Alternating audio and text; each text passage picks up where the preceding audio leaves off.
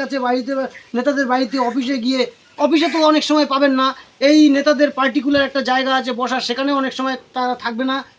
তাদের কাছে গেলে তাদের যে ওই অ্যাসিস্ট্যান্ট পিএ, আবার এই কাউন্সিলর এমএলএদের থাকে, এই নানান রকম হোমরা চোমরা চালা চামুন্ডা থাকে, তাদের কাছে নাকি গিয়ে কথা বলতে হবে, তাদের লেজ ধরতে হবে।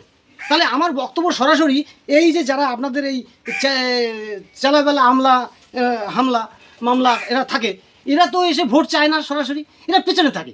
তাহলে আপনারা ভোট চান, তাহলে আপনারা ভোট চাওয়ার পরে যখন ভোট পেয়ে জিতে যান, তখন কেন আপনাদের ওই চেলাফেলাকে ধরতে হবে?